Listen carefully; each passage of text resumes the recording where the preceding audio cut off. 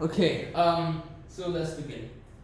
So we started Unit 5, living standards, but firstly we need to know all the definitions required. Living standards is the economic wealth, well-being, and quality of life of a population. So generally, an improvement in living standards, we call it economic development. Okay? So countries are often classified under two categories: developed or developing. Developed countries are those that have high incomes, higher living standards, and have a large tertiary sector.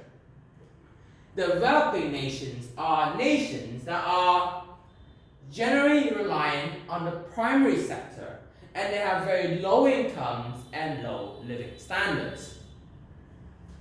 When we think about this with economic development, is that the economy is moving from a primary to a secondary sector for economic development to occur.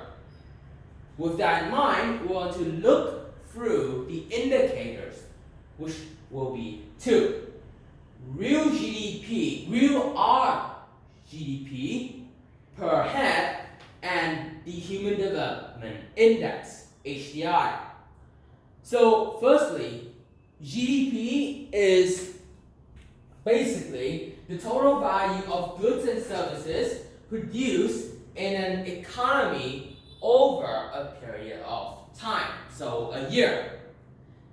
To find real GDP per head, we divide that real GDP by the population. We use real GDP because it takes inflation into account. Okay? So it is a measure of income, basically. What's good is that it's a measure of income. It is an indicator of living standards. We can imply what living standards will be like. Secondly, it is readily available because all countries do this annually. And thirdly, we can use this to easily compare between nations.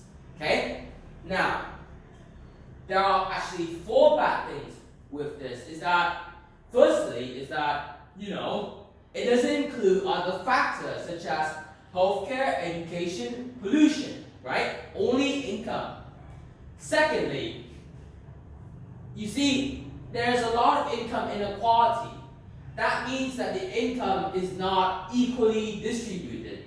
So the value actually may not reflect the living standards. Okay? So income inequalities basically mean when the rich earns, the most, or most of the portion of the real GDP, and the larger, poorer population earn very little.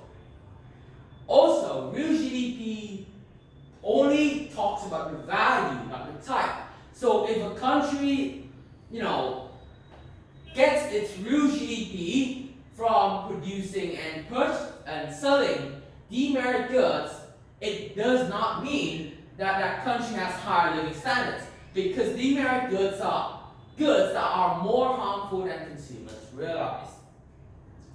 And finally, real GDP only takes into account the formal economy.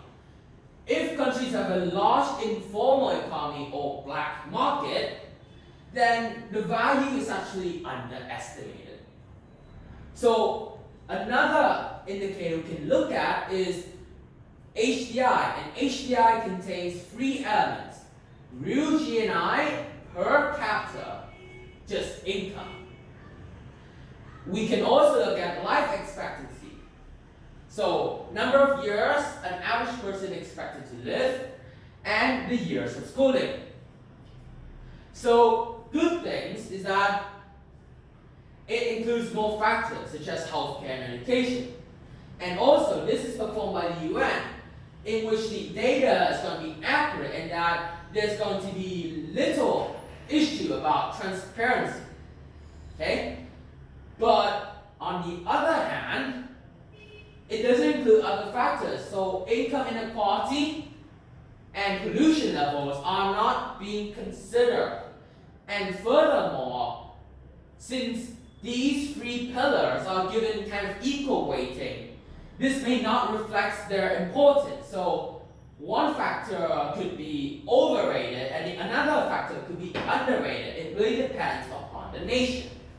And we can also do it another way, which you can find the percentage of the population living or working in the primary, secondary, or tertiary sector as well.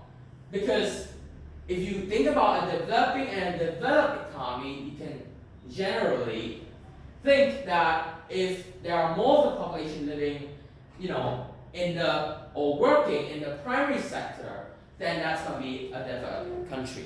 And yeah, that's it. There's another part on this as well.